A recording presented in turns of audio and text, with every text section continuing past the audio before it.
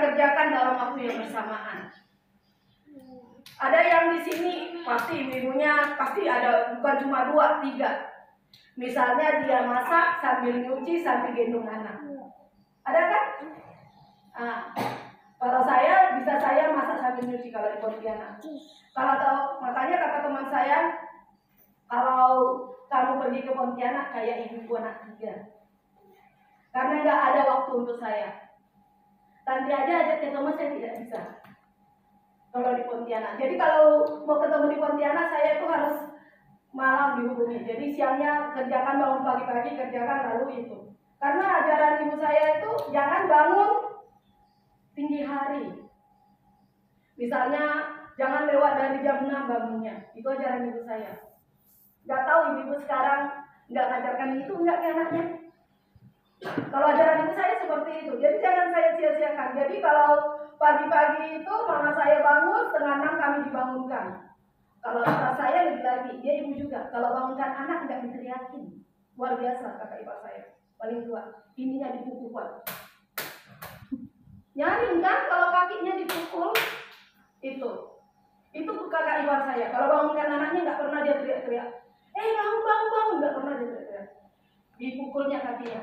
Kemudian kalau kakak ipar saya itu, kalau mama saya nggak pernah cubit. Kalau kakak ipar saya itu, kalau anaknya minta sesuatu, enggak dia teriak-teriak, dicubitnya. Kita kaget aja, kenapa ini nangis? Ternyata dicubit diam-diam sama kakak ipar saya. Ajaran ibunya begitu. Jadi kita masing-masing punya ajaran masing-masing untuk anak kita sebagai ibu. Amin. Tinggal kita dapat pendidikan dari ibu kita seperti apa. Itu yang kita turunkan ke anak kita. Makanya jangan menyia-nyiakan ajaran ibu, itu berguna sekali. Jadi yang 2 orang itu karena saya pernah tinggal sama-sama dengan mereka. Jadi saya tahu kalau ipar saya itu kalau anaknya minta mobil-mobilan, "Ma, minta mobil, Ma." Dia udah jumpa kita minta mobil, anaknya dibiarkan. Dicubit dia, makin nangis. Kita bingung, kok makin nangis anaknya? Ternyata mamanya cubit dia. Biar gak biasa. Jadi minta sesuatu ketika mereka keluar, bikin perjanjian dulu di rumah. Nanti kalau keluar mintanya ini ya, tidak boleh tambah dari situ. Dan itu didengarkan. Kita juga sebagai kaum wanita, kaum ibu kita juga pasti mengajarkan hal-hal seperti itu. Yang sudah jadi ibu, diturunkan enggaknya anak-anaknya? Kita tinggal koreksi masing-masing. Mudah-mudahan kalian berdoa, mudah-mudahan begitu cepat menikah, biar kita lihat dulu seperti apa jadi ibu. Karena biasanya setiap jemaat yang saya ajarkan begitu, mereka selalu bilang begitu. Saya tahu di dalam hati ibu lagi mendoakan saya. Amin. Ya kan? Jadi kita jangan menyia-nyiakan ajaran ibu kita, karena itu penting sekali. Dimanapun kita berada, kayak saya termasuk kakak bungsu. Tapi saya nggak tinggal di kampung. Karena saya tahu sakitnya mama saya cari duit, besarkan saya. Dan kemudian kata-kata ibu tuh luar biasa membangkitkan kita. Jadi kalau saya telepon mama saya, "Gimana kabar Mak? Sakit? Sakit nggak ada duit kan Mak?" Saya bilang begitu. Lalu dia bilang, "Kau tahu aja aku nggak punya duit. Ya kirimlah duitmu kalau kau punya duit." Katanya begitu. Kemudian dia bilang, "Aku nih anakmu yang paling nakal kan Mak?" "Bukan. Kau adalah anakku yang terbaik." Dibilangnya sama saya juga dibilang begitu. Karena kami 2 telepon. Jadi kita begitu ibu. Jadi ajaran dan ibu kita tuh nggak bisa sama-sama. Kalau misalnya mama saya anaknya 9 nggak bisa sama semua. Ngajar anak itu 9 anaknya 9 hatinya. Itu ajaran ibu saya. Sama dengan saya di sekolah. Jadi anak saya ada 178, jadi hati saya 178. Artinya kita nggak bisa sama rata. Ajaran ibu itu adalah adil, tapi bukan bagi rata. Itu adil itu sesuai dengan porsinya masing-masing. Jadi kalau ibu-ibu di sini punya anak 1, kalau Tante Lena nyaman 1 anaknya, jadi hatinya cuma 1, paling cuma dibagi dengan Om Niki, jadi 2 hatinya, sedikit, belahan hati 2. Kalau Tante Hana anaknya 3, berarti hatinya 3. Jadi satu orang itu tidak boleh diperlakukan sama. Itu ajaran ibu. Kalau dibilang di sini, "Oh, kamu Stefani anakku terbaik," senanglah Stefani kan. Padahal namanya juga bilang di Grepen, "Kau anak laki-laki yang terbaik." Ya lah, anaknya laki-laki yang terbaik. Dibilang lagi dengan Yoel, begitu. Jadi kita nggak bisa, ajaran ibu itu nggak bisa sama satu sama lain. Karena lahirnya kita aja beda-beda. Bawanya aja beda-beda. Rambut aja sama hitam. Oh di sini nggak sama hitam ternyata. Apalagi hati. Jadi ibu itu mengajarkan kita sesuai dengan anaknya. Porsinya masing-masing. Ya kan? Kalau zaman dulu rambut sama hitam, hati siapa tahu? Siapa yang tahu? Nggak ada yang tahu. Apalagi sekarang, nggak ada lagi rambutnya yang sama. Udah warna-warni. Kita aja di sini udah warna-warni. Apalagi saya sudah mulai meninggalkan dunia hitam. Udah mulai putih rambutnya masalahnya. Jadi kita sebagai ibu-ibu harus punya tanggung jawab yang luar biasa. Apalagi anak Tuhan. Sebagai wanita-wanita hebat, wanita-wanita bijaksana. Bukan wanita-wanita bodoh kan? Wanita-wanita yang bijaksana, yang minyaknya selalu penuh. Yang tidak jemu-jemu mengajarkan anaknya, yang tidak jemu-jemu mengampuni suaminya, ya kan? Macam pernah aja Bu Berni mengampuni suami. Saya tidak pernah mengampuni suami karena belum punya suami, tapi saya pernah mengampuni orang satu keluarga. Karena luar biasa pengalamannya. Satu rumah ngajak saya bawa kapak, dibawain kapak saya. Kirain nebang pohon, tapi saya yang mau ditebang. Tapi Tuhan gak izinkan. Ya kan? Jadi kita sebagai ibu harus kuat. Bukan artinya kita jadi bukan jadi kita merajai atau bisa jadi tukang masak, bisa jadi tukang leading, jadi perawat, harus bisa kalau jadi ibu. Itu ajaran ibu. Kalau ajaran mama saya, kalau demam katanya harus digosok bawang, jangan dikit-dikit obat, katanya begitu. Digosok bawang, kasih minyak, ditempel-tempel, katanya begitu. Itu zaman dulu mak, karena nggak ada dokter, saya bilang. Sekarang pun masih, kata mama saya. Itu ajaran mama saya. Sampai sekarang kalau saya demam, kalau saya sendiri di rumah, saya obatnya seperti itu. Saya ingat ajaran ibu saya. Makanya kita sebagai ibu-ibu tak usah jemu-jemu. Apalagi, ya kalau sekarang masih karena COVID, anak sama ibunya masih sama-sama. Dan pada akhirnya nanti kan anak-anak akan meninggalkan ayah ibunya. Jadi kita ajarkan yang baik-baik. Nanti kalau misalnya anak kita menikah, anak perempuan kita menikah tidak tahu masak, nggak diajarin mamanya ini. Pasti itu kata mertuanya. Kata mama saya begitu. Nanti kalau kau tak pandai masak, kata mama saya, ajaran ibu saya, pasti yang disalahkan saya, bukan bapakmu. Katanya begitu. Kalau perempuan cerewet wajar. Kalau anak-anak gadis di sini mungkin mama nih ngomel ya terus kayak radio rusak. Nggak ada ya radio rusak lagi ya. Kalau zamannya saya itu masih radio rusak disebutkan mamanya. Mama nih ngomel terus kayak radio rusak gitu ya. Kalau ibu-ibu yang pernah kenal radio lah, kenal radio ya. Nah, kalau zamannya saya begitu, kalau mamanya tukang ngoceng, ngomel, dibilang radio rusak. Kalau sekarang mamanya dibilang, mamanya kayak gunung beo katanya. Pandai anak-anak sekarang ibu-ibu. Jadi kita harus mengajarkan yang luar biasa, harus lebih kreatif. Kemudian ajaran ibu-ibu gak usah sungkan lihat HP anak-anaknya. Periksa HP anak-anaknya. Apa isinya? Oh, privasi kata Tasya. Apa Bu Firly? Nanti mama kami nih HP kami. Bukan. Karena kita harus tahu dia bergaul dengan siapa, temannya siapa. Kita harus tahu. Bukan artinya kepo maksimal, bukan. Tapi ibu-ibu harus lagi tahu apa yang dikerjakannya seharian. Kenapa dia nggak keluar kamar? Oh mungkin kuotanya banyak, atau lagi putus cinta. Karena saya tuh dari berpacaran aja saya diajarkan ibu saya. Kata mama saya waktu saya umur 13, nanti nak kalau kamu pacaran jangan ciuman. Kenapa mak? Pemikir dari sini. Kenapa mak kalau kita dicium cowok mama? Saya bilang kalau perempuan udah dicium tuh susah nak lupakan. Itu ajaran ibu saya. Dan itu benar. Kalau kita udah dicium cowok yang perempuan yang ibu-ibu itu pasti susah melupakannya. Makanya nggak mau meninggalkan suaminya kan? Nah, benar kan? Karena dia ciumannya. Itu ajaran ibu saya. Ini yang saya mau sampaikan ke kita semua, sharing kita. Jadi kalau ajaran ibu saya ke anaknya laki-laki, kau nak, kalau kau nanti suka perempuan, jangan kau hamili, kau lamar baik-baik, begitu. Diajarkan begitu. Jangan kau coret kebanggaan seorang tua, sebagai seorang orang tua. Kebanggaannya ketika anaknya berbuat baik. Oh, itu memang masuk ajarlah anakku ini. Jangan lupa juga didoakan. Ada tuh ngomel tapi tidak mau berdoa. Makanya kita sebagai ibu doanya luar biasa. Di doa ibuku namaku disebut.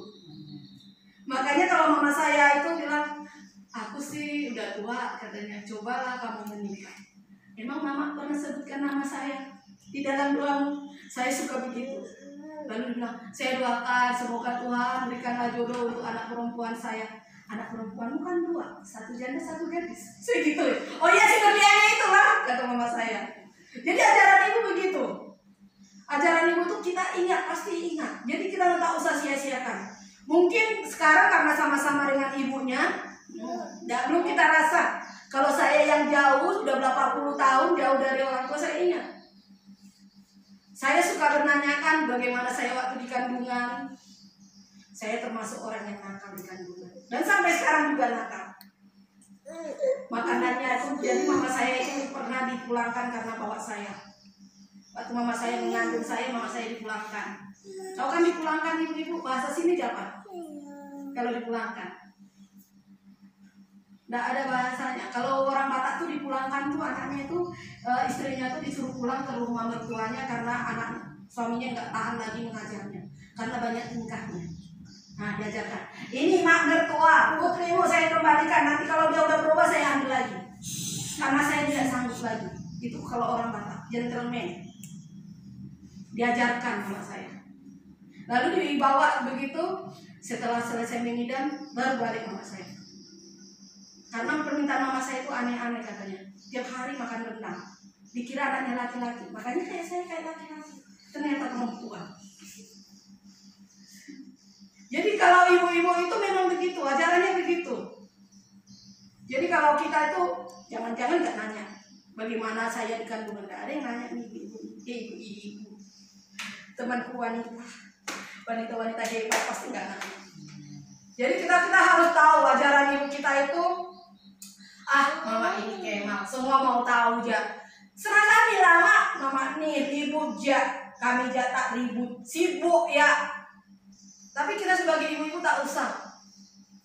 Sibuklah, kau kan anakku, harus begitu ya anak-anak. Kalau bini saya luar biasa lagi dia ajarannya. Dia ibu juga. Kalau kamu masih numpang makan di rumah ini, berkatanya begitu. Kalau kamu masih numpang makan di rumah ini, ikut aturan saya. Kalau kamu udah berdikari sana, kalau mau bebas sana, pergi kos, katanya begitu. Jadi kita sebagai ibu-ibu jangan sampai seperti itu. Tapi anak-anak sekarang luar biasa digemar, karena gurunya beda. Gurunya bukan ibunya, tapi gurunya sekarang HP. Ya kan? Gurunya HP. Kalau dulu TV yang jadi gurunya, sekarang HP. Ada yang senyum-senyum itu kalau aku, ya kan? Jadi kalau dulu gurunya TV, kalau sekarang TV-nya nyala main HP, siapa yang didengarkan? Kalau dulu HP TV itu untuk ditonton, kalau sekarang TV itu digunakan untuk mengusir pencuri. Ya kan, dinyalakan TV-nya seakan-akan orangnya ada padahal orangnya main HP. Dia pencuri tidak masuk. Ya kan? Jadi kalau kita sebagai ibu luar biasa.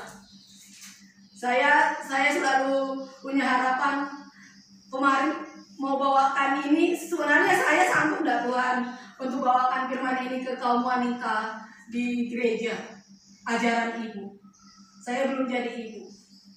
Tapi saya udah cari-cari ayatnya, balik lagi ke sini, kemudian saya ini ya udah bawa ini aja, kita sharing aja. Jadi ibu, bukan jadi ibu seperti apa yang baik ya, tapi ajaran ibu saya yang saya seringkan kepada ibu-ibu. Nanti saya ngajarkan, tidak pantas saya mengajari ibu-ibu. Ibu-ibu udah hebat luar biasa, anaknya udah jadi anak, ya kan? Masa diajarin yang udah dua orang anak, ya kan? Jadi kalau kita ini sebagai ibu-ibu, kita tak usah jemu-jemu mengajarkan anak kita. Karena apa yang kita ajarkan ke anak kita pasti itu ajaran dari ibu kita. Itu akan turun. Kemudian kalau jadi ibu itu harus kuat, harus teguh pendiriannya.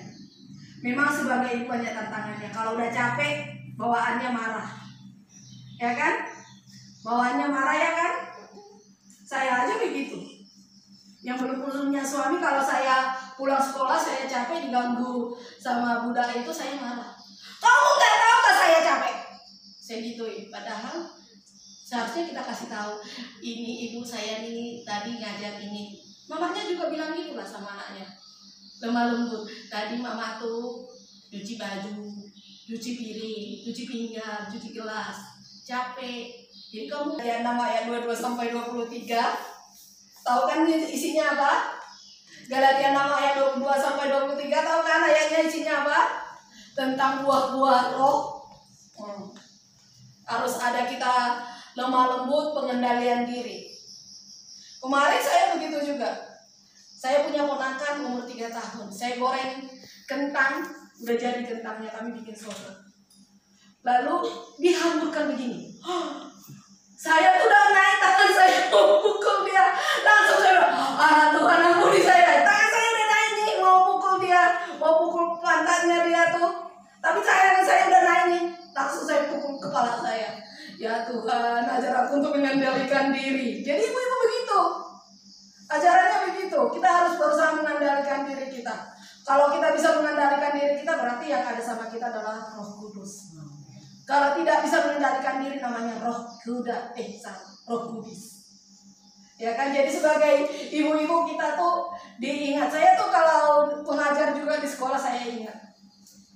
Kalau anak-anak tuh keterlaluan, saya menghitung mundur. Kalau ibu-ibu mau marah, ajaran ibu-ibu mau marah sama anaknya, sebelum marah berhitung mundur dari 10 sampai 1. Belum sampai 1 pasti amarahnya sudah reda. Coba diterapkan. Tapi anaknya degil, Bu. Nggak cowok, nggak cewek, zaman sekarang sama. Makanya ibu-ibu tuh tak usah jemu-jemu mengajarkan anaknya. Karena kayak saya juga sampai sekarang saya minta ajaran ibu saya. Saya juga belajar dari ibu-ibu bagaimana caranya kita bergaul, caranya kita kita mengajarkan hal-hal yang baik, mengendalikan diri. Kemudian karena kita ibu-ibu nih sebagai penolong. Penolong itu luar biasa, harus lebih kuat. Harus lebih kuat daripada yang ditolong. Kadang-kadang kita menyalahi kodrat ya. Karena kita paling kuat, kita nyalahi kodrat. Ada yang di sini, tapi di sini tidak ada. Di gereja sebelah ada seperti itu. Karena dia merasa kuat, dia tidak mau tergantung. Karena kita itu harus sebagai ibu-ibu juga harus mengajarkan bahwa figur ayah kita itu, figur ayah dari anak-anak kita itu, mereka adalah orang yang hebat. Karena itu pengalaman saya di rumah bibi saya. Bibi saya itu selalu bilang, karena dia duitnya banyak, dia bilang, kalau bukan mamamu, dia nunjuknya, kalau bukan mamamu, tidak ada bapaknya bapak kamu. Ujung-ujungnya anaknya tidak mau bekerja di kantor bapaknya. Padahal bapaknya luar biasa om saya itu, kerja di PLN. Tapi dia selalu bilang, dia merusak gambar si ayahnya.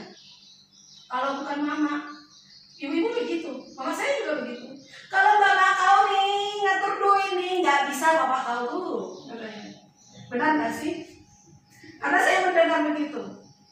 Kalau bukan karena dia hebat memang, wanita hebat, karena dia penolong. Tapi kita jangan istilahnya menjadi sombong karena kita kuat. Karena kesombongan itu adalah awal daripada kehancuran. Itu firman Tuhan. Jadi ajaran ibu begitu. Ajaran ibu saya, sehebat-hebatnya kamu harus hormati suamimu. Harus hormat, karena dia adalah kepala gereja. Kalau kita hormat ke suami kita, berarti kita hormati kepala gereja. Siapa kepala gereja? Yaitu Yesus. Itu. Kiranya apa yang saya seringkan boleh memberkati kita. Amin. Mari kita berdoa. Bapa di surga, kami sungguh bersyukur Tuhan buat firman-Mu yang luar biasa, yang mengajarkan kami untuk selalu mengingat ajaran ibu kami. Berkati kami Tuhan, kaum wanita yang ada di sini Tuhan, menjadi ibu-ibu yang luar biasa, ibu-ibu yang mengasihi suaminya, dan mengajarkan anak-anak kami menjadi anak-anak yang takut akan Tuhan, anak-anak yang membanggakan orang tua, yang boleh berguna bagi agama dan terutama di hadapan Tuhan. Berkati kami Bapa, kiranya apa yang kami dengarkan tidak berlalu saja, berikan kami kekuatan supaya kami bisa melakukan yang sesuai dengan kehendak-Mu Bapa. Terima kasih Bapa, hanya ini doa kami, di dalam nama Tuhan Yesus kami telah berdoa. Amin.